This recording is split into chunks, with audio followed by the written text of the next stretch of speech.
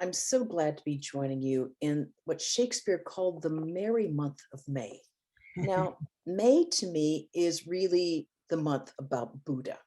It will always be for me Buddha's month because May on the full moon day is when we celebrate the thrice blessed day, the day of his birth, his illumination, and the day of his final release from transmigration. Now, this year, the thrice blessed day is on May 26th.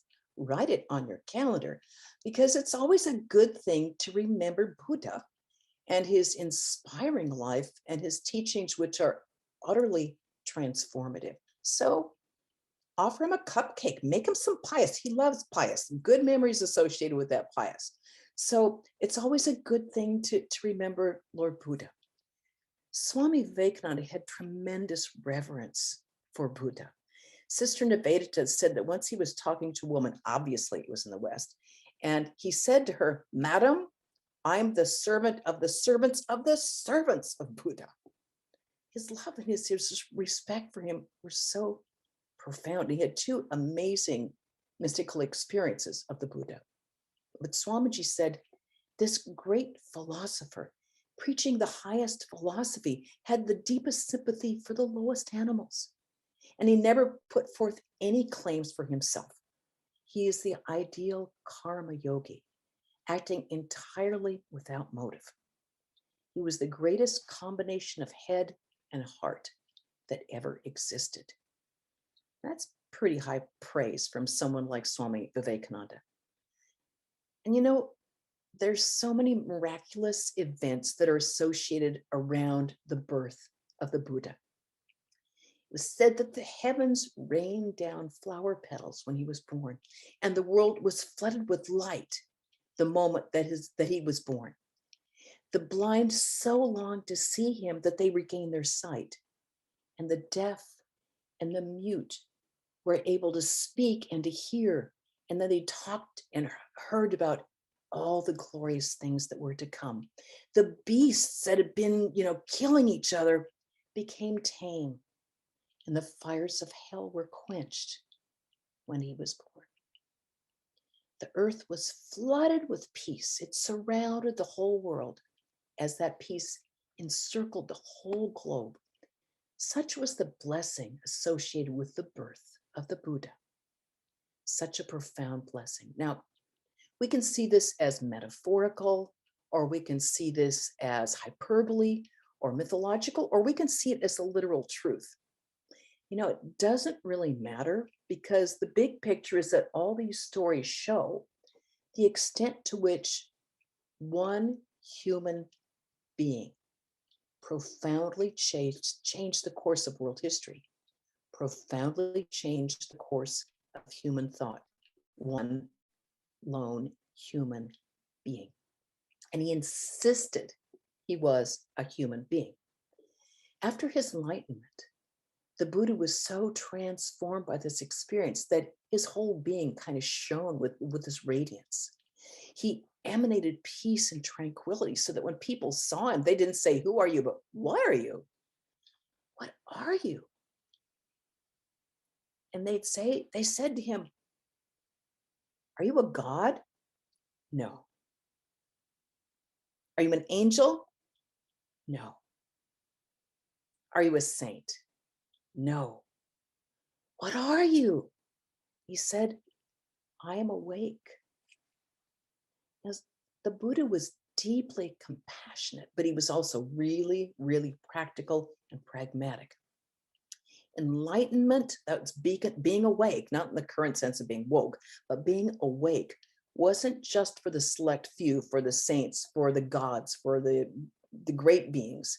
It's for all of us, because the Buddha came to earth to end suffering for all beings, not just human beings, but he wanted to end suffering for all beings. That means that this end of suffering is available for us all, not just the elite. It's all of us have this capacity and this capability, and that's why the Buddha came to earth. What we can gain from the Buddha is our subject. So the obvious question is like, gain what? What do you mean gain? Gain what? What do I need to gain? Who's saying I need to gain something?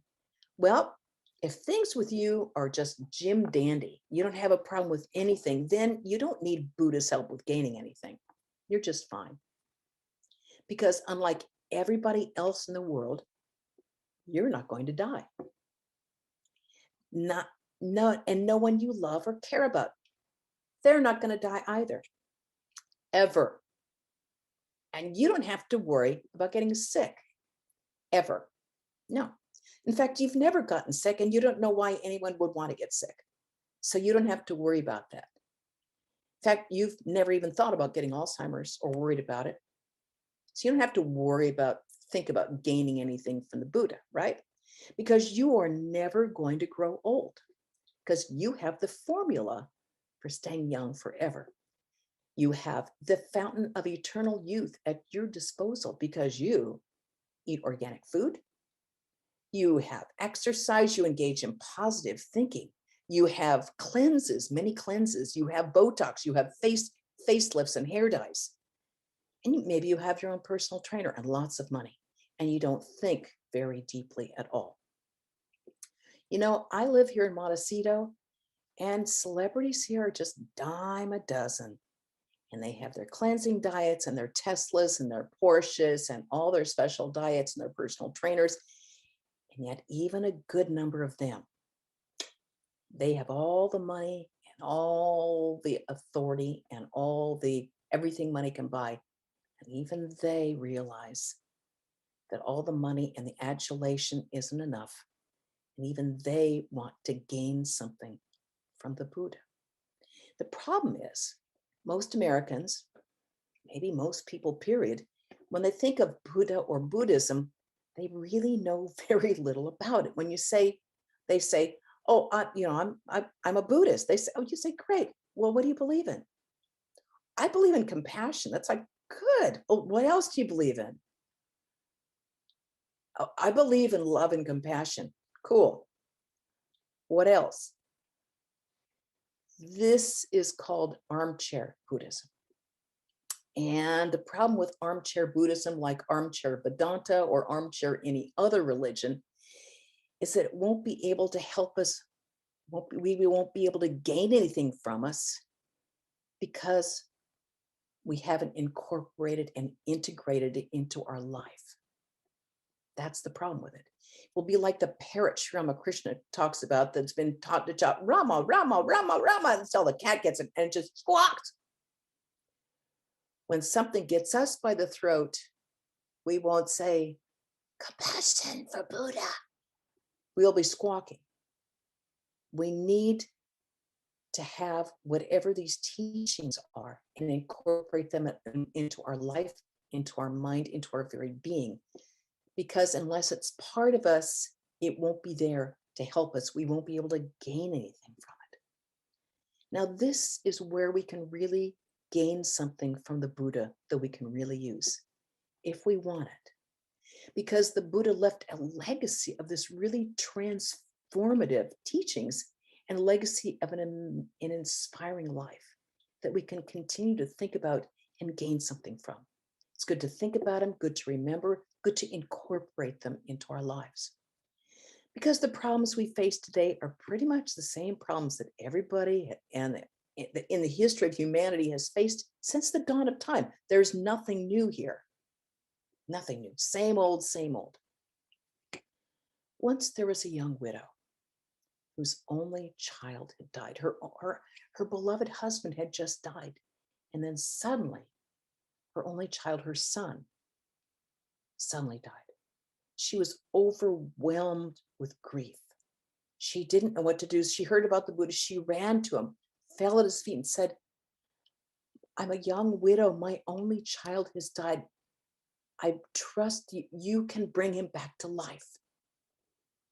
And he was so gentle and tender with her. And he said to her very tenderly, "Yes, go to the house and bring me a sesame seed from the house where no one has died, and I will bring your child back to life."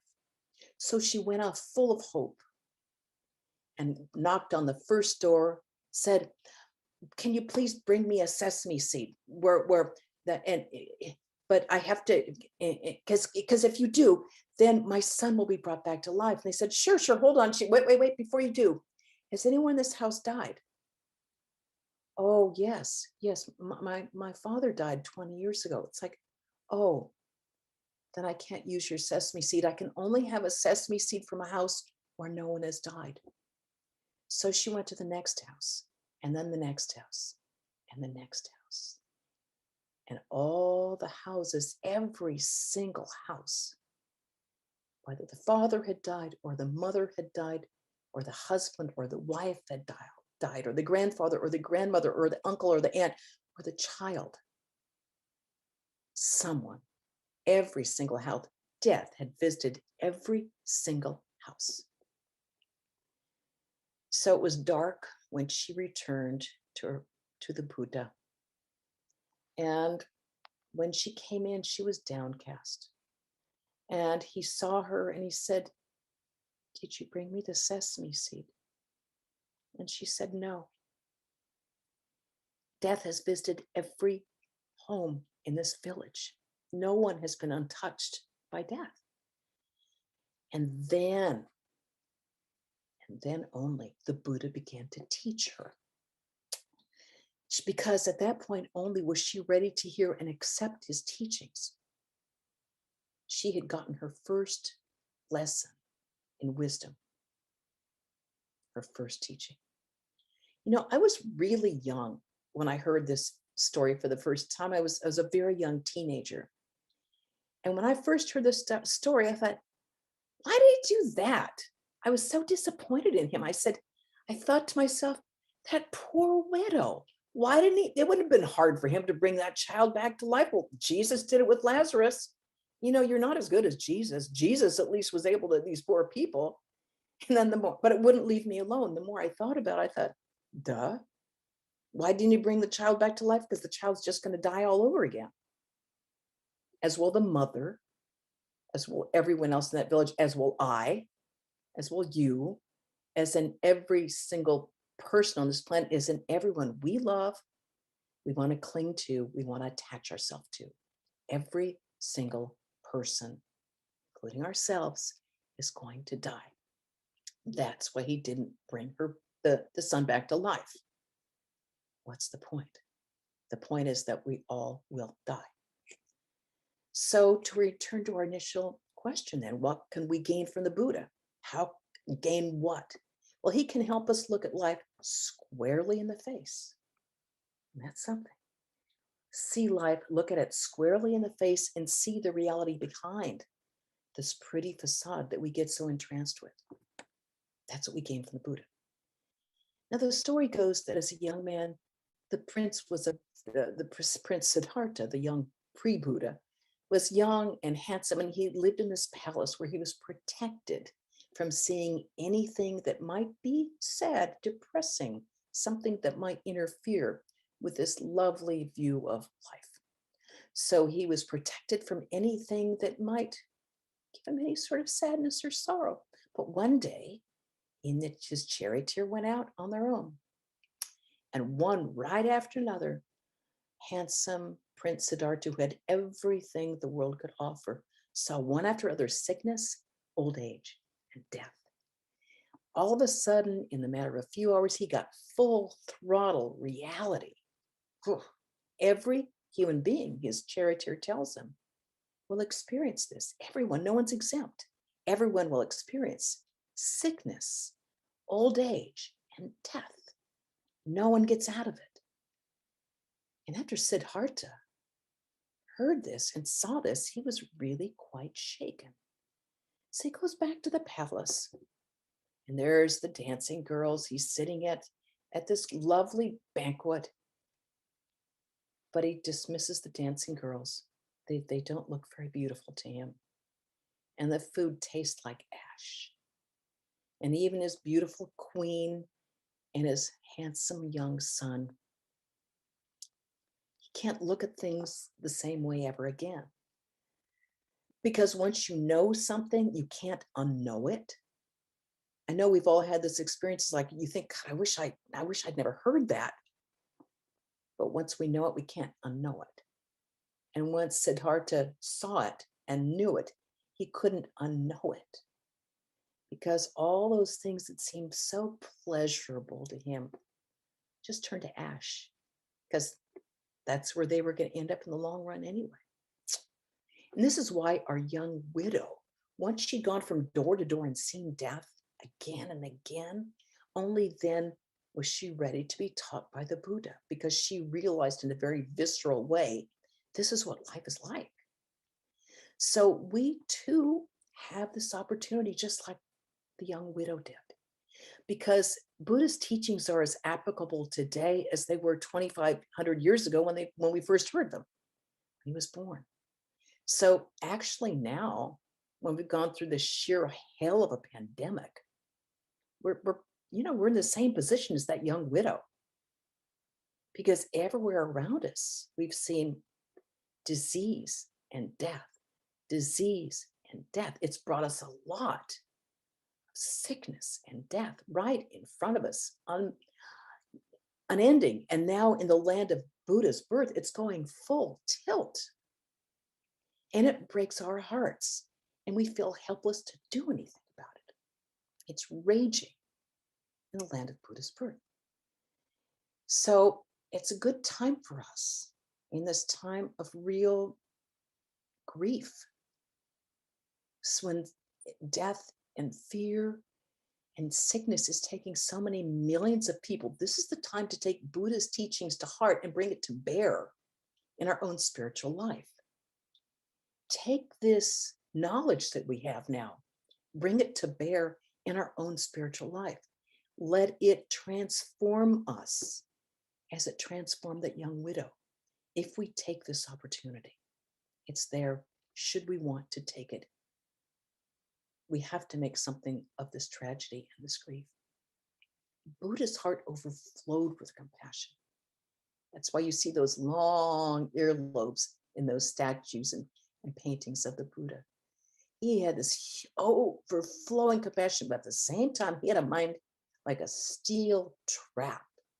Nothing missed his absolutely razor sharp reasoning. He had this perfect balance of head and heart. And he left his core teachings in his Four Noble Truths.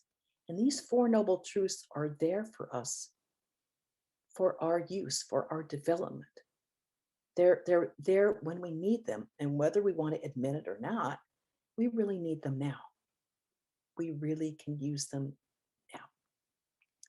Now, the first noble truth is the real deal breaker. This is the truth that nobody ever wants to hear. And it sticks in our craw because we don't want to face it.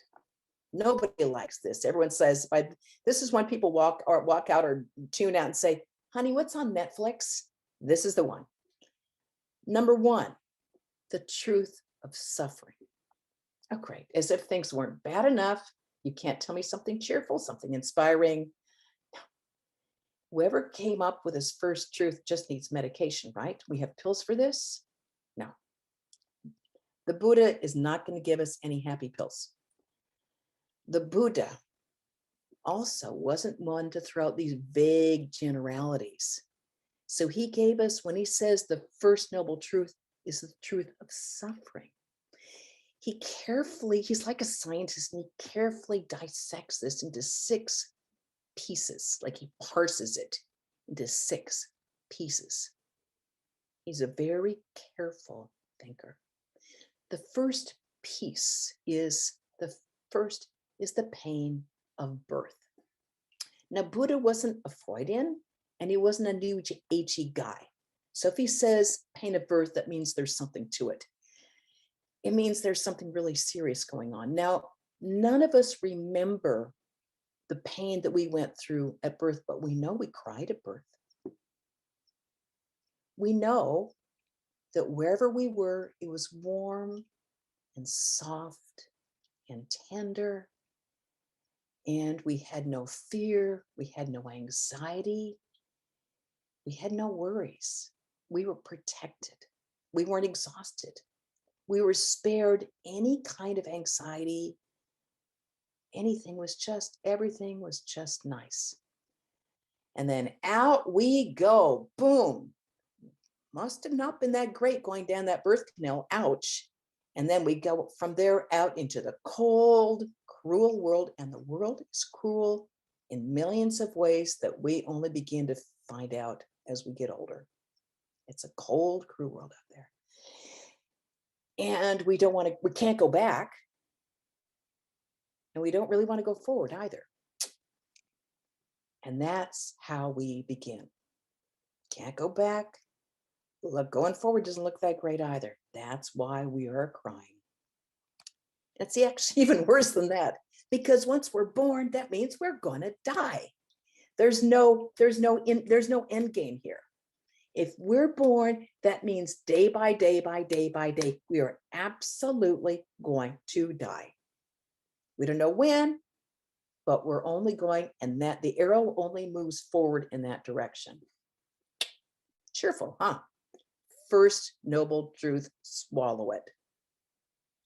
Second one, the pain of sickness. You know what? Who doesn't fear cancer, Alzheimer's? If you go to the doctor and you get a diagnosis of cancer or Alzheimer's, it's not a good day for you. It's terrifying for a lot of people.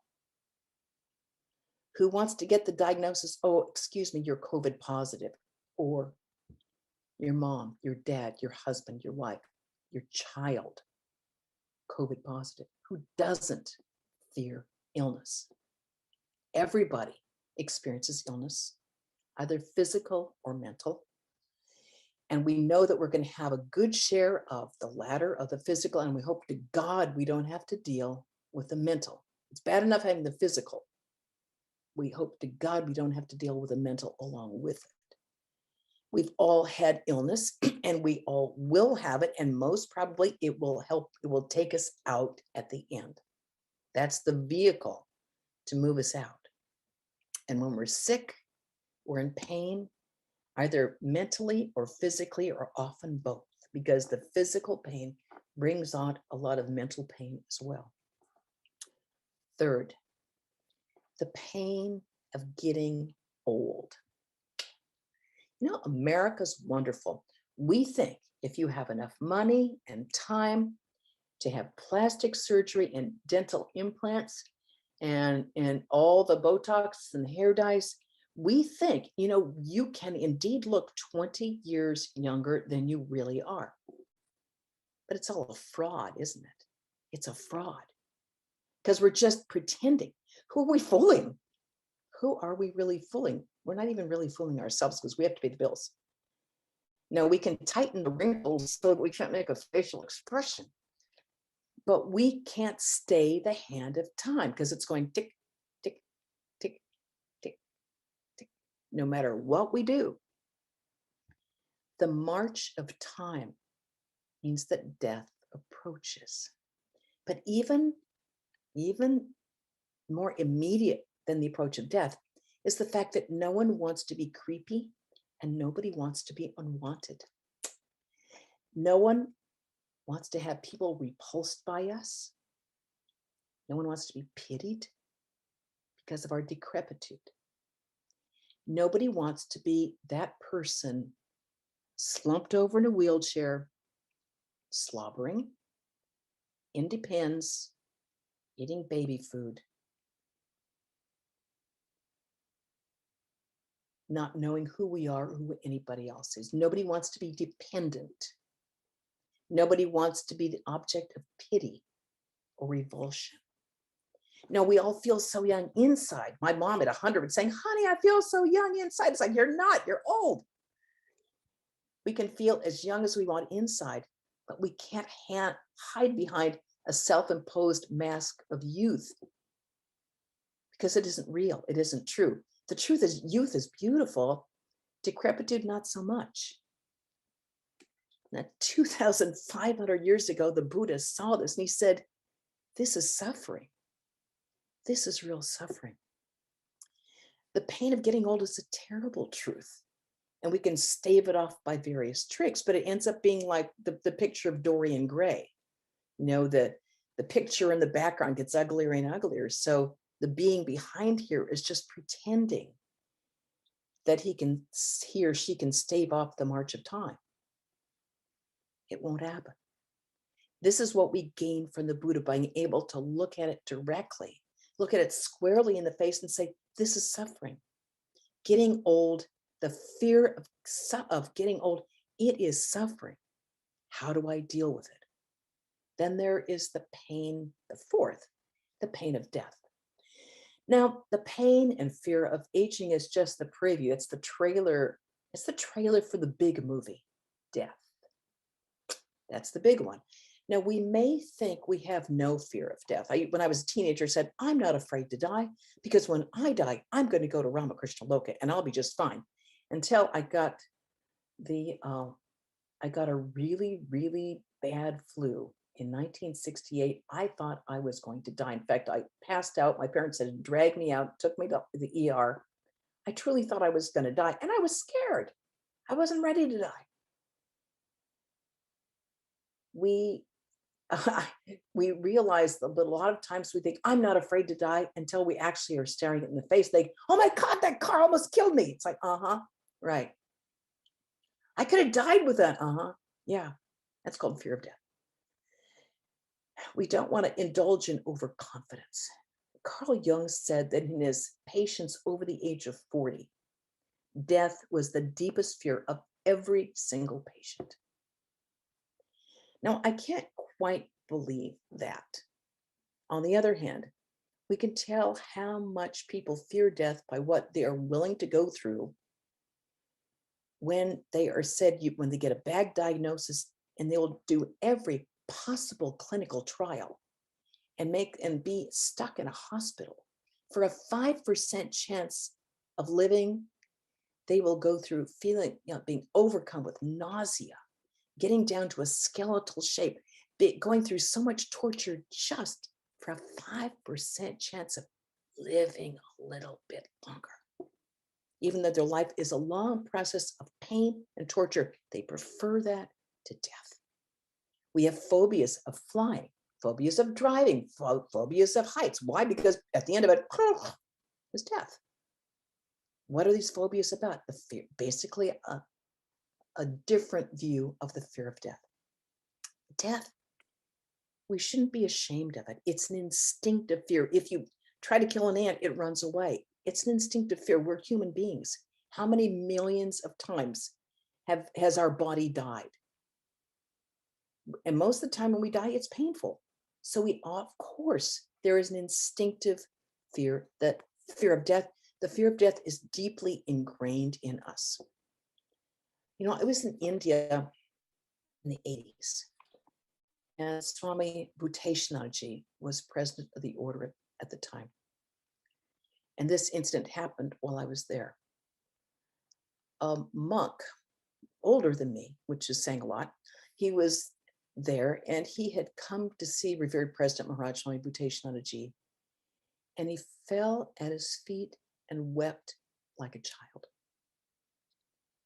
And Swami Bhuteshanandaji, what's comforted, and he wept like a baby. And they said, I am so ashamed of myself. He said, what? The monk had been up in the Himalayas. He'd been going up. If you've ever been in the Himalayas, these absolute deep dives down into crevices, down into rivers. And sometimes the buses just fishtail. I thought I was on my last incarnation. Both Gita Pran and I thought it was it when a bus was fishtailing back and forth, like, this is it. Ciao, say your mantra. But the bus fishtailed, ended up down at the bottom and went into a river. And the monk said that when it went into the river, it rolled over, went down into the river. He said, I didn't once think about anybody else. I didn't once think about anything except pulling myself out of that window and getting out and getting air. That's all I cared about. I'm so ashamed of myself. I've lived how many decades as a monk? I'm so ashamed of myself. And Swami Bhuteshanadaji just comforted him and said, no, no, no, no, no, no, my child. No, no, no. You have to be extremely spiritually evolved before we don't fear death, before it's not an absolutely instinctive fear that we have no control over when it comes down to it. It's so deeply ingrained. Either that, or we have to be so sick and exhausted that we just can't bear to be stuck in a body anymore. So it's deeply, deeply ingrained in us. So if this fear comes up, it's like, it's natural. It's natural. On the other hand, it is suffering. It is suffering. The fifth one, the pain of being tied to something we dislike. And here we see the beauty of Buddha's absolutely analytical mind. It's just like razor edge. Because it often happens that we are tied to something that we can't get rid of. We want to, but we can't. We are stuck with it. It's kind of like the rhyme of the Ancient Mariner, the Coleridge thing, where a mariner kills an albatross, a beautiful large bird, and to punish him, they hang the dead bird around his neck as it rots. And this ends up being like, people talk about an albatross, that's the albatross. So the albatross in our life may be a relationship that's extremely painful for us, but that we're related to them. Maybe it's a sister or a brother or a cousin or a father or a mother or a father-in-law or a mother-in-law or a child, that we are related to them and there's nothing we can do, but we can't. It's an extremely painful relationship. Maybe we have a child who's extremely ill. Maybe that child is paranoid schizophrenic. We love the child, we need to take care of the child, but that it is intensely painful to be in that situation. Maybe the albatross is an illness that we have to live with. Maybe it's a physical illness of our own or a mental illness that we have. Maybe it's depression, bipolar disorder. Maybe it's a lifetime of illness where we're born with an illness, or we develop it later on, like multiple sclerosis or cancer or Parkinson's, something like that. Or maybe we get chronic fatigue, but we're stuck with something that we dislike and we can't get rid of it. Maybe we're tied to our own addictions. Maybe we're tied to our alcoholism or our drug addiction, or we're tied by some other unwholesome addiction that we can't, it eats at us and we hate it, but we can't let go of it. That is suffering. It's the monkey that will not get off our back. It destroys us, it eats at us, but we seem helpless in the face of it. And the Buddha said, this is suffering. The sixth, the pain of being separated from what we love. And this is the pain of grief, the pain of death, the pain of separation, the pain of attachment, basically. What could be worse than the pain of losing a child? The pain of losing our husband or our wife, or our most loved one, our partner, or the most beloved person. Maybe it's our father or our mother. Maybe it's our pet, the one who is the dearest to us.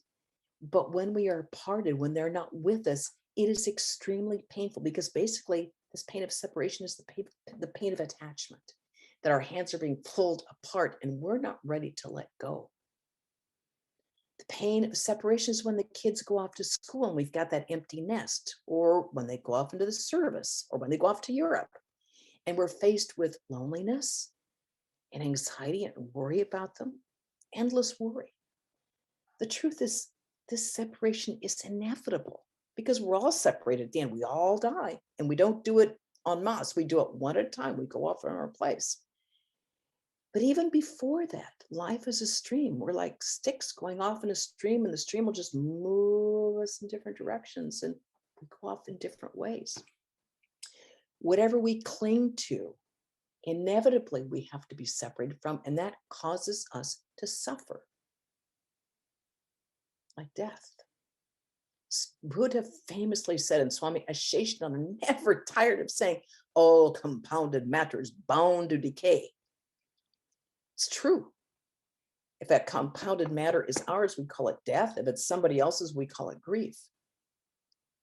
But it's very painful.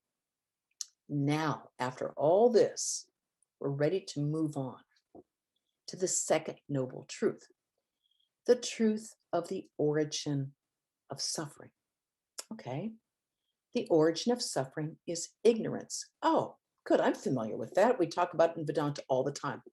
Now, obviously, we're all Vedantists here, or for clarity, it doesn't mean your times tables or your imperfect knowledge of Sanskrit grammar. It means spiritual ignorance. The origin of ignorance, the origin of suffering is ignorance, and ignorance leads to, okay, we have this reaction going on here. The origin of suffering is ignorance, and ignorance leads to desire, what Buddha called in Pali, tanha. Tanha. Tanha is desire, but it isn't just general desire. Because desire for enlightenment is good. The desire for the happiness and the welfare of others is good. It doesn't qualify as tanha. Tanha is personal craving. It's that desire for private fulfillment. It's greed, it's craving. Tanha is filling our private egos and our private desires so no one else can have it. It's selfish, egotistic desire. And this increases our egotism and increases our sense of separation from one another. And as Buddha taught repeatedly, life is one. The Buddha taught us to see all beings as extensions of ourselves. So tanha does everything to go against that teaching. Of course, we can remember Mother's teachings. No one is a stranger, my child. The whole world is your own. The same idea. Life is one. Now we move into the third noble truth, the end of suffering. Whew. Right, finally, suffering can be overcome. Yes, we can get out of suffering. Love to hear that. Okay, then we move right into the fourth one. The path to end suffering is the Eightfold Path. Again, we have this wonderful analytical mind that delineates everything very clearly for us. So there's no wishy-washy stuff. Bum, bum, bum, bum. Our beloved Houston Smith, who is kind of the dean of American religion, who's considered the world's greatest expert in religion with a capital R period, this study of it, pointed out that these four noble truths are like a doctor's diagnosis. He says, the doctor says, first problem, you have suffering. Yeah, okay, suffering, this is diagnosis. It's caused by egocentric desire and your desire for selfish fulfillment. Okay, good, yeah, because the suffering, your disease can be cured. Yeah, it can be cured. It can be cured by by overcoming this desire for a selfish individual existence in private fulfillment, where we think of my joy, my desire, my relationship, my money, my things, etc., etc. Then the doctor says, okay, here's the prescription. Your disease is perfectly curable. And if you follow the directions, you will get what you want, which is to be happy. Yeah. But Buddha, our doctor here, says that if you follow this prescription, you absolutely will be happy. But our Buddha doctor will not give you the happy pill because you have to practice it yourself. No one can do it for us.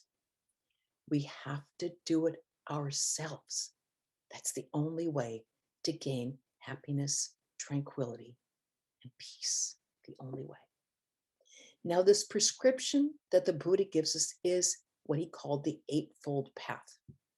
The disease has to be cured by our own efforts. That's the only way. But if we follow this Eightfold Path, we absolutely, it's guaranteed to give us what we want. Happiness, fulfillment, peaceful heart, tranquility. What would we do to have a really peaceful heart? So here's the prescription. The first prescription, part one of our diagnosis, is right view. That means that we need to reason carefully and understand, really understand our situation, and then get the conviction and really understand what our situation here is on the planet. And we have to understand why we're engaging in spiritual life. We have to really understand it deeply, intellectually. We have to reason about our condition, and then we have to think about our entire situation, because unless we start by thinking right, we won't act right. So we have the first pin that we have to kind of put into place, our first duck in a row that we have to do is to start thinking right. Because unless we think right, nothing else is going to go right either. It has to start here first. We have to think right. Then we go into right intent. Because just as we need to have the mind going in direction, the heart has to be going in the same direction as well. Because we engage the mind, then we engage the heart, and the right intent engages our heart. We have to really sincerely, truthfully ask ourselves, what do I really want? Am I being sincere? Am I fighting against myself? Am I doing one thing with my right hand and another thing with my left hand? I have to be really sincere and really truthfully ask myself, am I fighting against myself? Am I my own worst enemy on my spiritual path? Because we have to make sure that our hearts and minds are going in the same direction. Sri Ramakrishna talked about mon mukh ek, have to make the lips and the heart the same. And everything has to be going towards this goal of spiritual realization. Sri Ramakrishna again said, you can't thread a needle if even one little fiber is sticking out. So we have to constantly examine ourselves and get that right intent going in the same direction, our will and our mind going in the same direction. Then we go to the third, right speech. There's that ancient Vedic prayer that you know very well. May my speech be one with my mind, and may my mind be one with my speech. O thou self-luminous Brahman, remove the veil of ignorance from me, that I may behold thy light. And then it continues, may I speak the truth of Brahman. May I speak the truth. May it protect me. Truth to ourselves and truth to others is so critical in spiritual life. Sat and Satya are intertwined. We can't cut at the root of being. Truthfulness is absolutely critical to others and to ourselves. We have to really be truthful to ourselves too. And it has to be matched with kindness. We can't use truthfulness as a ruse of getting back at other people, as a way of kind of taking a step over somebody. We have to be really careful about analyze, why did we say what we did, and be careful before we blurt out something that might be hurtful, we might be putting it out there just because we want to show off or we want to move ahead. To really be aware of our own motives. The Buddha was very clear about analyzing our own mind. The fourth, right conduct. Ethics is absolutely essential. We can't have a spiritual life without an absolutely ethical life. Otherwise, it's a house built on sand and it will go right off the map. In the Eightfold Path, the Buddha gives us these rules. 1, don't kill. Okay, that seems obvious. Okay, good idea. 2, don't steal. Okay, I promise I'm not going to break into your apartment and take that stereo that you have. 3, don't lie. Okay, I'll really work on that, especially at work. Okay, 4th, don't be unchaste. And this is where the Americans go, what do you mean? Don't be unchaste. What does that mean? It means being faithful to your partner. It means being sexually responsible. It means being mentally, sexually responsible. It means in thought, word, and deed, being engaged in that way with the person with whom you are having a relationship with, whether it's your husband, whether it's your wife, whether it's your life partner, doesn't matter. But be responsible. Why? Because control of the mind is extremely important, and you can't go off like a hound dog and be catting around the neighborhood and say you're having a spiritual life. They don't go together. Ethics is extremely important. And here's the last one. For the fifth one, you just try to work on this with Americans. Don't take intoxicants. What? What about during Super Bowl? I can't have a beer? People now that marijuana is legal in California, oh my God. What's wrong with taking intoxicants? It's so fun. Because control of the mind is so important. How can we control our mind if we go out of our way to give us something so we can't control our minds? It's so obvious. If we can't control our minds, we can't control our actions, we can't control our thoughts. That's why the Buddha laid great stress on having no intoxicants, because then we're not really responsible. I'm a chaplain here, I'm a Hindu chaplain here at Cottage Hospital. And I asked the people in the ER, I said, how many people come here because of alcohol or drugs? And they looked at me and they just laughed. They said, well over 60%, well over 60%. That's a lot of people who are killed, a lot of people who have a lifetime of injuries, a lot of people in pain, because everybody likes to have a good time. It's so not worth it. Right conduct also means examining our own actions. It means how much we have to really analyze how much of what I did was prompted by ego. Did I want praise for that? How much generosity was involved and how much selfishness was involved? We have to make sure that our actions are really fueled by the right motives. Fifth, right livelihood. Some occupations are just completely incompatible with spiritual life. I'm sorry, if you are a spiritual aspirant, you really cannot be an arms trader. Do not trade in arms. You cannot sell AK-47s to the people in Israel and Palestine right now. It's not okay. You cannot sell alcohol to alcoholics. It's wrong. You can't be a slave trader. You can't be a prostitute or a John selling other people. You can't be a drug dealer. You can't be a poison dealer. You can't use your position of authority to manipulate people. You can't lie to people. Your job should not be that of lying to people. Swami Swahananda once, I was just talking to Amrita, and she said once one of his disciples told him that her job at the insurance company was to keep playing people along so that the insurance company could delay as long as possible sending a check to the person to whom that check had been guaranteed. And Swami Swahananda was like, what? You mean they do that? Oh, yeah.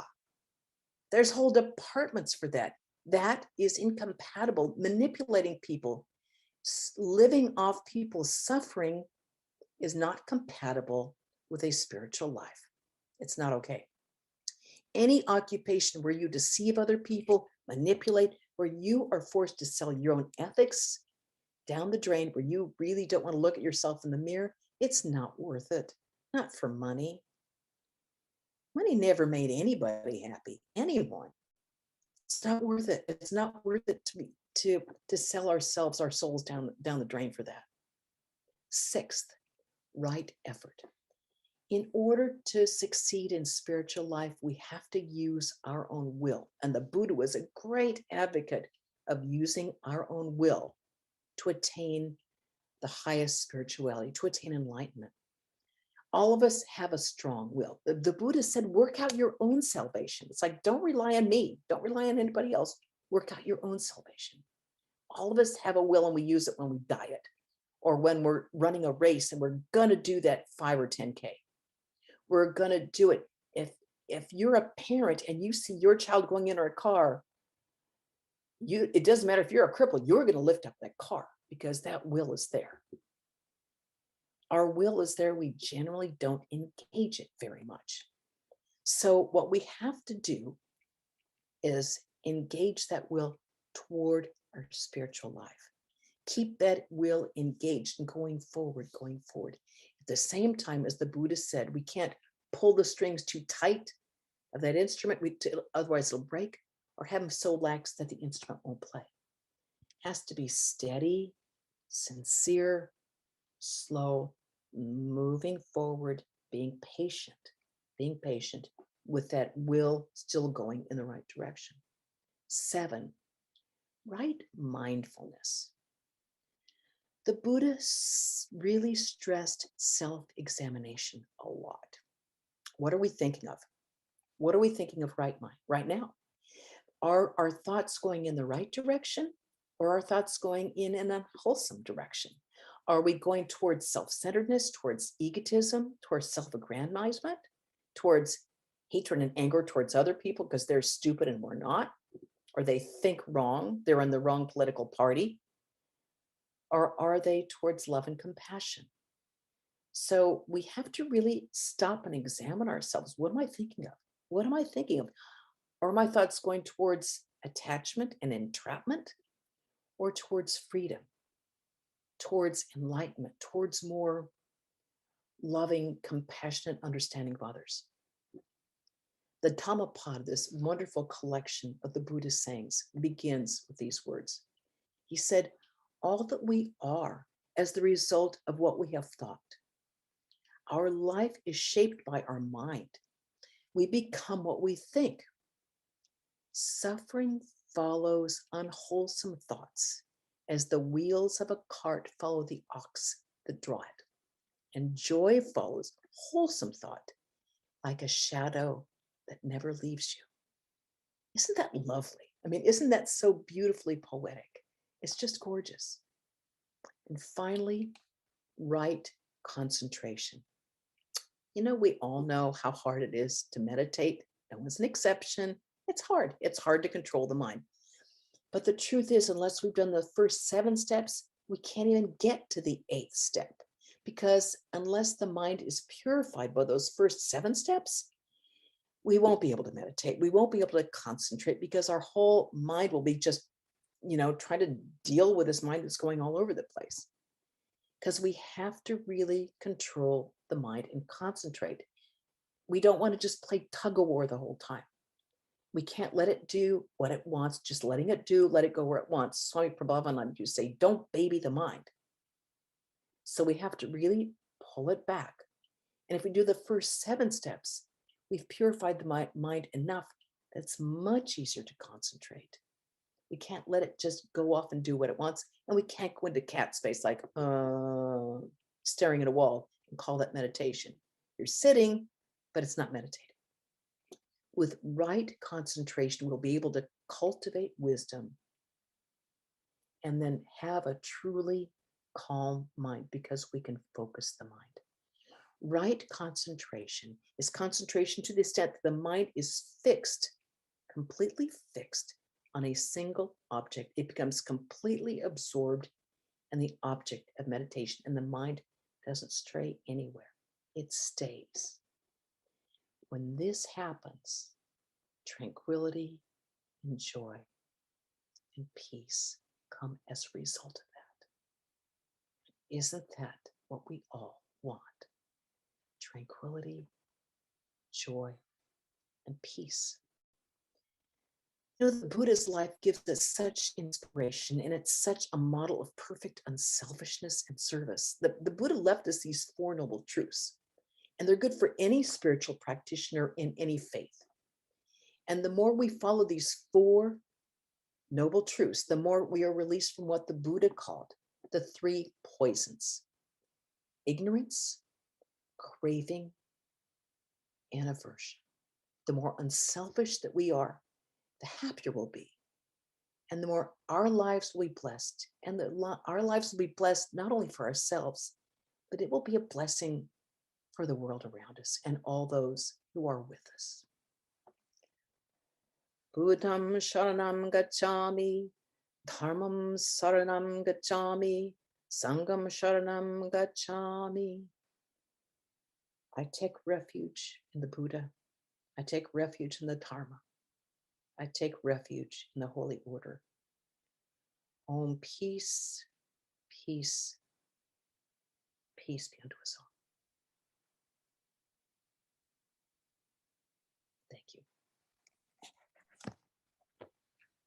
you. You can ask questions in the chat, or you can just unmute yourself and ask the question.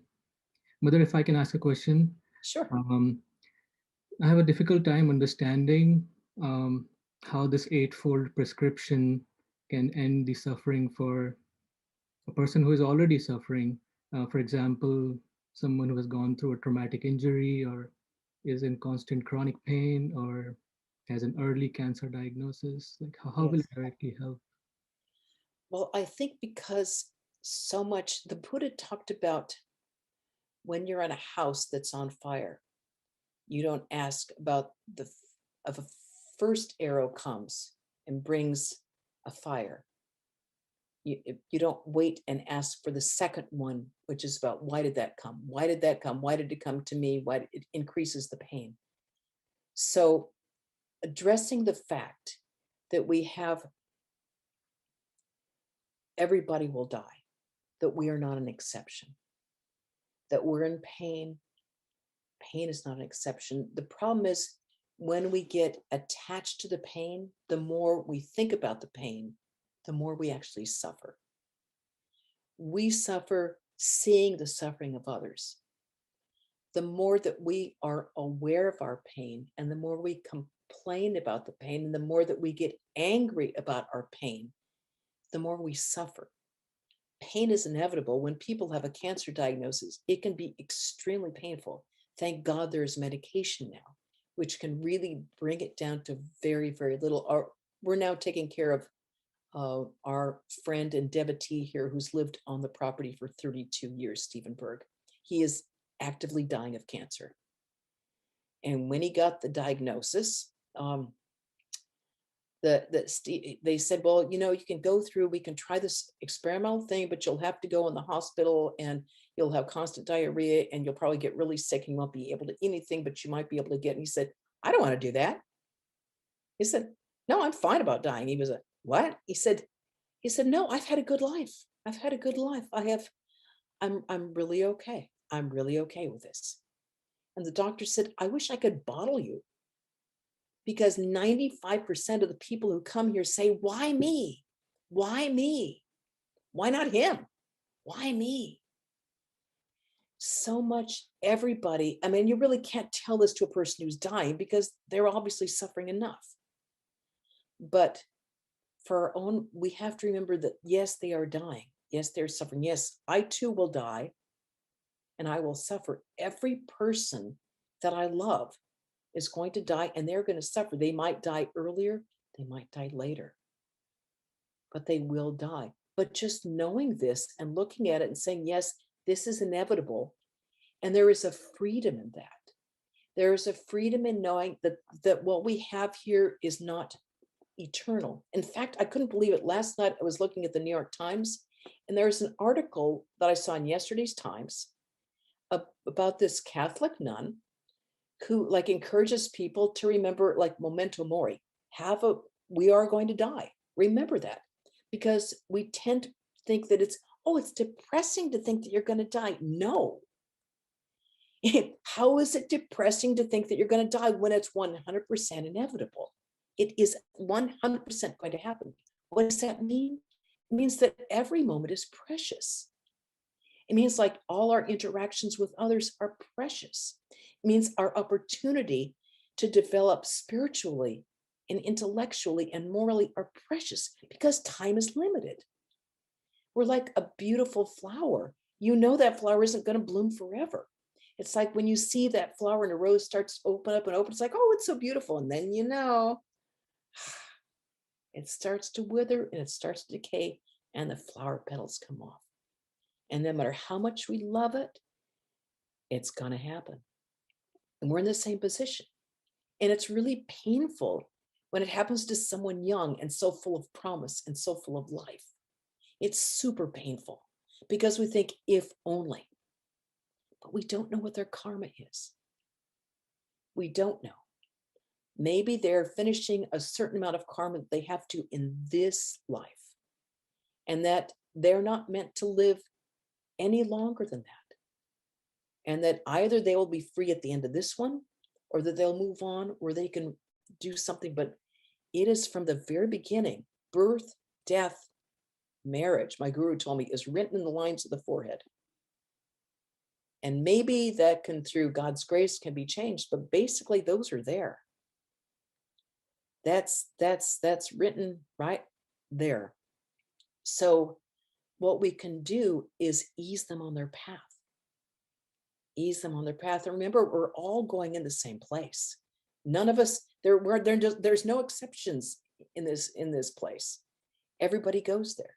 And we grieve when it happens to someone who's young and has such promise. You think, if only they'd had more time. I mean, I remember when I was young and I was a student of literature, it's like, John Keats died at 24. Oh my God, 24. And some of the most brilliant, beautiful, exquisite poetry ever written. If he'd had longer, Mozart died at what, 30 something. If he'd just had a longer time. And Tagore at 50. Swamiji at 39. It's like, people are just so shocked. He did everything a human being could do in those 39 years, and he was exhausted by it. What more could Tagore have done than in 50 years? We all kind of have this. The beauty is the fact that it's a limited time. We can't, if you have a piece of cake, it's just like so delicious. It has a beginning and an end. And that last piece is like, oh, that's so good. You don't want to eat that whole cake. It's like, ugh. It's the finiteness that gives it a beauty. It's like it has a beginning, it has an end, and then you move on. Our attachment, of course, is completely natural, and it's painful to see anybody suffer. It's easier for us to suffer than it is to see someone else suffer. That's really unbearable. And we do anything we can to mitigate it, to take it on, but we can't.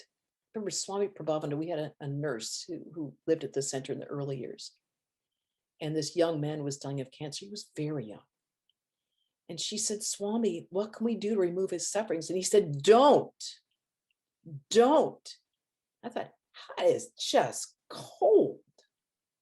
How could he say that? And he said, do not remove their sufferings. That is how we learn. And I know myself, until I would get like a sledgehammer in the head, I wouldn't be tempted to move on to something else. Sometimes the most painful things that ever happened to me that made me realize that, oh, that didn't work. Maybe I should do something else. I also read something that Swami Shokananda read. And when I read it for the first time, I thought, man, that's cold. And that is that he said, pain is a blessing. And I went, wow, you never had cancer, did you? Because you think of your friends who have died really painful deaths. That was before they had some of the, the bitter medication that they do, or when they get super nauseated with it. It's like, and then he said, pain is what helps us lose attachment to this body. Because imagine being in a house. You're in a house your whole life. You're born in that house. You grew up in that house. You're growing old in that house. Someone comes in the house and say, okay, you're out of here. You go, I'm not, this is my house. I'm not leaving my house. They said, no, you got to leave the house. No, we're foreclosing the house. I'm not leaving the house. Okay, fine. We'll set it on fire. When the house is on fire, are you going to leave the house? Oh, yeah. If that house starts falling down on you, are you going to leave the house? Yeah. When the roof caves in and you nearly get your head knocked off by a beam coming down, yeah, then you'll leave the house. When this house starts burning, we get out of it. When the beams start falling down, and it's so painful to be inside, sometimes it's the only way we will get out of this thing, because we're so attached to it. We love this so much because this is our house. We're like the snail in it, like we're going on in our own little house. I walk with my own little house. That's what this body is. And we're not going to get out of our house until things get too hot in there, or until it gets so painful that we don't see any other recourse but for get out of it. Sometimes we just got to get out of it. It's over. It's up. Time is up. The train has come to the station. We got to go. It's very painful to see. And it's very painful. The closer we are to people, the harder it is. But it gives us that opportunity to, when we're with people, remember, it could be the last time. Always never end anything on a bad note, because you may not be able to have that time to be able to make things right. Always leave things in good shape. Always leave with love and understanding, because you never know. You never know. It's hard truth, but you never know. It's a great question. Thank you very much. Thank you, Mother. Do you have time for another question? There's one question in the chat. Yes. Okay. The question is from Sangeeta. Pranam Mataji. If the premise be that life is sacred, the efforts towards saving life seem to be a sacred effort too. Yes. I find it difficult to imagine that in a practical sense, if, say, a doctor or a direct relative caregiver of the patient does not have at least some sort of attachment to their suffering, would they really be motivated to keep doing their very best to help? Well, I think you can have a love and appreciation and a concern without having that clinging. I have a number of doctor friends, and I know sometimes it just breaks their heart when they can't save, especially someone who's young. And they'll work really, really, really hard. But when they flatline, they flatline. When at a certain point, it's like it's hard on them, because they often expect more of themselves than they can give. They do the best they can do and sell. If only, why? Yeah, it's like they second guess themselves 1,000 times, but they're only human. We're only human. They're dealing with finite objects and very fragile human beings. A good doctor has great compassion and also great intelligence, and they know if they get too clingy, then they can't think straight. That's why a doctor will never operate on his own relative. That's why they'll have a friend of theirs or a person whose opinion they really respect, because they know that their judgment may be flawed with that person. So you need to have compassion, but not that clinginess, not that thing where you can't see something clearly because we get in our own way. We can't get in that often we are usually our own worst enemy. We get in our own way and we can't really see clearly. God bless the doctors and the nurses who are out there doing what very few human beings have the ability to do, and they're killing themselves right now. They're so exhausted. God bless them. Are there any other questions? Did I exhaust you all? I have a question. What about mental suffering? It seems that very painful. Would it apply the same way that it seems hard to become detached when you have mental suffering. That's true. It's much harder. Of the two, it's much easier to deal with physical suffering than mental suffering. And it's, for an outsider, it's much harder to be with a person when they have mental suffering rather than physical suffering. But physical suffering often engages mental suffering. Often we'll see people who are suffering from depression or a bipolar disorder. And all we can do there is just be there for them.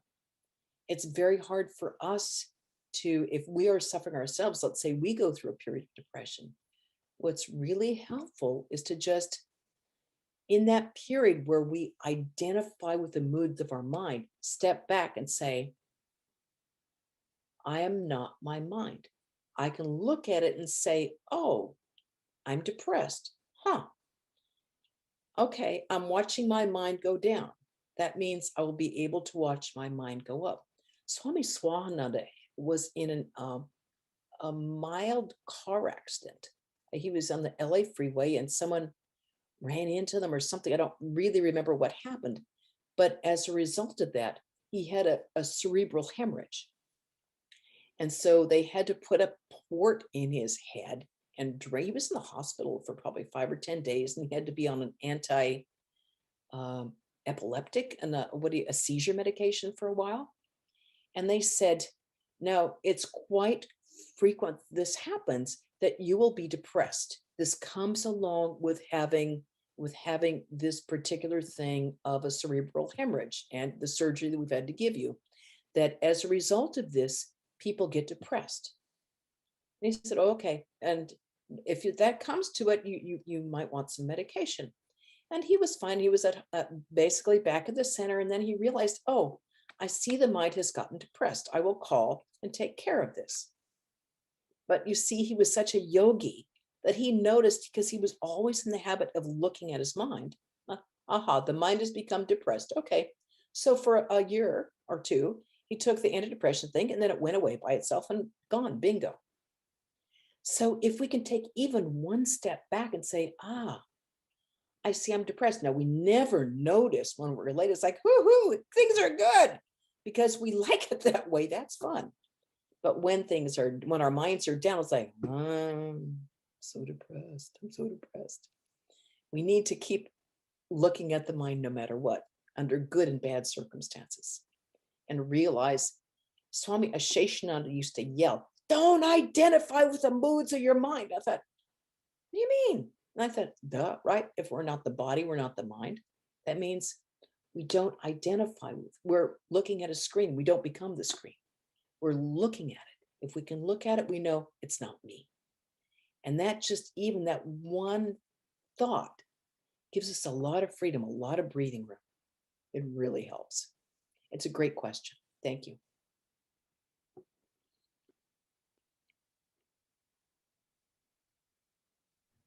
I can't hear you, Diane.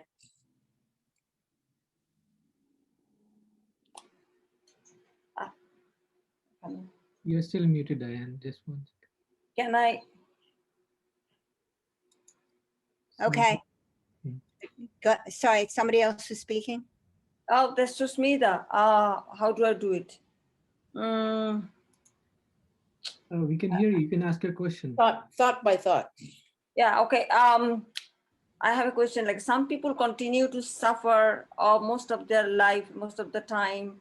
And how do you get into depression and anxiety and similar questions like Paula did, and go to the mental pressure? How do you calm yourself down? How do you relieve yourself from this situation of your life? I'm a great believer in the mantra.